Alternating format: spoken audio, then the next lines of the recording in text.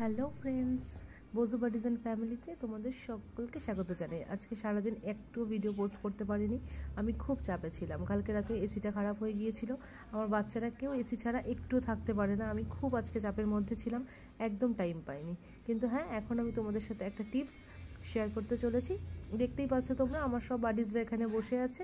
ওরা সব সকালে ঘুম থেকে উঠে টয়লেট পটি করে সব এখন দেখো লাইন দিয়ে বসে আছে। কেন জানো?